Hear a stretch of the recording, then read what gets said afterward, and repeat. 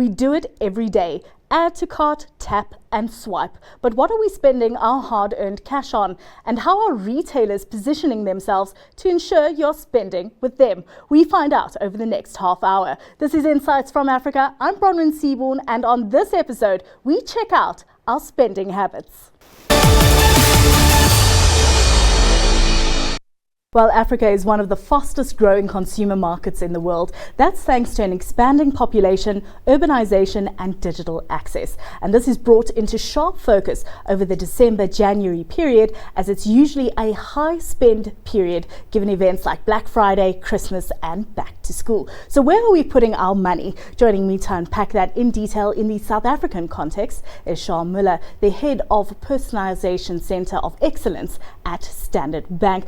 Charles, thanks so much for joining us. You do certainly have a very interesting title. So what does that actually mean? No, hi, thank you, Bronwyn, for having me. Yeah, so it's very intimidating title, but I think the crux of it is what we do in a personalization capability is really looking at data, AI and customers and try and personalize the customer experience. It's tried to bring all of this technology to the forth and then build solutions that is useful for customers and have meaningful engagement with our clients. Because you sit with all that data to develop products, it must also give you some really interesting insights into how people are spending, right? Yeah. So walk us through some of those broad themes in terms of what do you see from the spending habits overall? It's a very interesting place to be. I mean, you typically see over a longer period of time how customers choose to spend their money. So typically what you would first see from an income perspective, nice spikes in December and Marches during the bonus cycles and 13th checks of customers, and that typically lead to a correlated outcome where customers do spend a little bit more on like their clothing and also towards the back to school themes that typically happens in Jan and Feb, and then a little bit of a spike again in education spending towards the middle of the year in June, July, where people are going back for that second semester.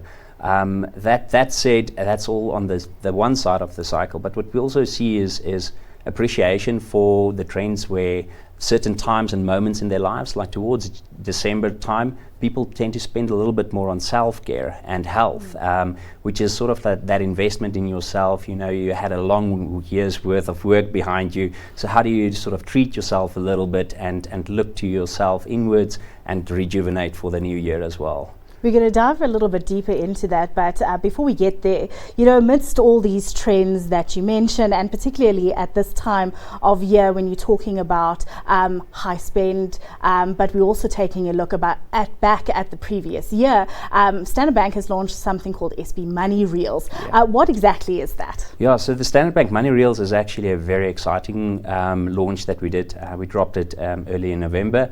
The whole idea behind Standard Bank Money Reels is how do we engage customers with their financial matters in a relatable manner. You know, for the longest of time, finance is a very difficult and a taboo topic in many households and people's mindset, and it's this complicated thing that you really struggle to grasp. And Standard Bank Money Reels was an innovation that we built to try and help customers reflect on where did their money go, what was the categories that they spend on, but also in a fun way. So they would have accessed it on the Standard Bank app, and it's sort of like learning from what you typically see Spotify and YouTube and all of these tech companies do, bring an Instagram reel type with your money story, your personalized money story for the year in review. And it was very fascinating. I mean, we developed so many different themes, and seeing the customers engaging with that was just fascinating. Taking screenshots, sharing their stories, and it's about celebrating the very big milestones in lives, but also having a little bit of a tough love on the things where, you know, reflect on this spending behavior, because if you do change your habits, you could potentially save quite significant during a course of the year. Because I think people very often struggle to understand, you know, small decisions compound over a long time has a meaningful impact on your financial circumstances.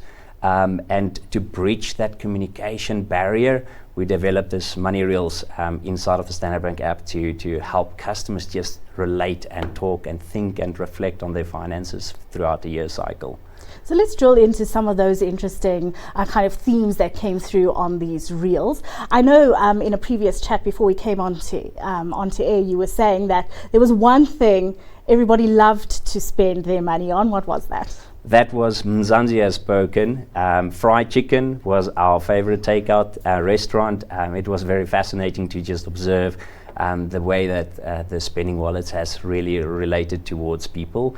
And then there was also some very interesting things that we saw with regards to people choosing to dine in versus takeout restaurants. And that to help customers understand and just work through that, we made it fun. So what we did is, for instance, if you spend more on takeouts as opposed to groceries, we would have made a fun reel there to say, we're not judging you, but maybe your stove are.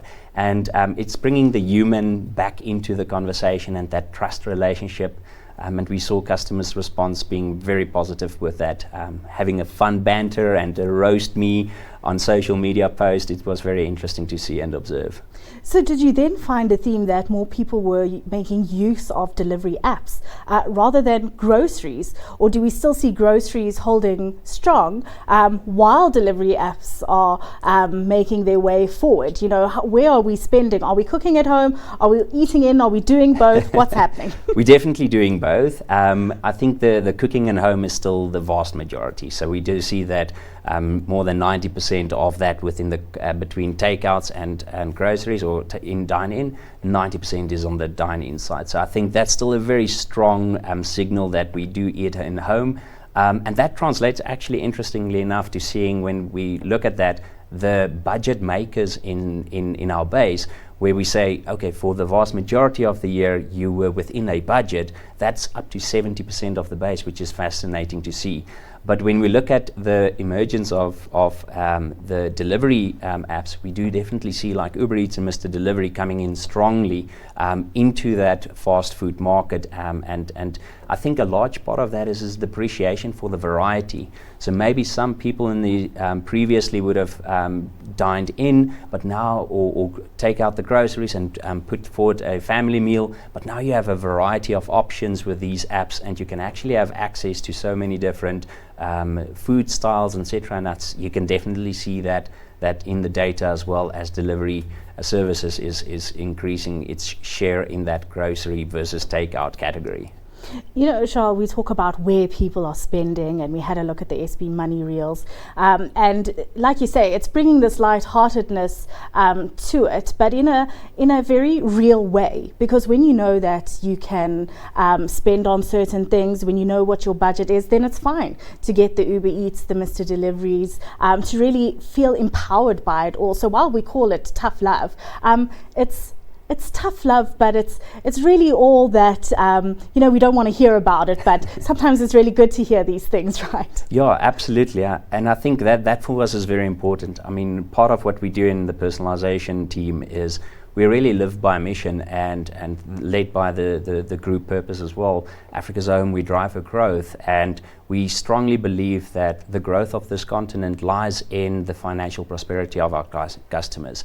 And to help customers make meaningful or help customers make different and better financial decisions is such an enabler. So tools like Money Reels, that reflection, the little bit of tough love that you're mentioning, is really just an attempt to help empower customers to reflect on their spending behaviors, understand where opportunities are for them to change their financial behavior or decisions that they have that can compound over time to creating really impactful wealth in their circumstances. So it's all about not just being tough love, but bringing value in those conversations and fostering a strong trust relationship. I think that is important because, when within the world of trust, you need to be sometimes a little bit harsh as well. But that's when you know that you can really trust people, is when they say the things that you might need to hear, but don't always want to hear. And power then in knowledge to make the decisions, to make the tweaks that you need to, because Absolutely. Suddenly you're realizing that you're way overspending perhaps on one category, and you can tighten your belt there to push it into somewhere else. And the customers have spoken. I mean, just looking on some of the social media posts, And this is in lightheartedness, tongue-in-cheek saying, but one of the customers posted and just looked at his takeout spending, and he said, like, hey, maybe it's time to get a wife. and you can start to see other customers have said to us, this was such an important moment for them. They actually called the family meeting and said, let's look at how we tackle next year, because budget is on.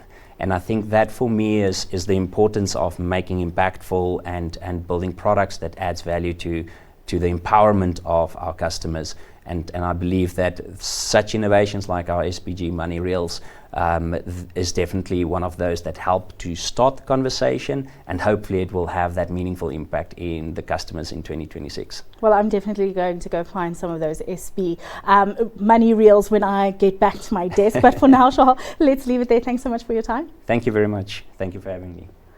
Charles Muller is the head of the Personalization Center of Excellence at Standard Bank. Well, we now know where our money is being spent, but what are the retailers doing to ensure that they capture that spend? We find out after this short break, so don't go anywhere.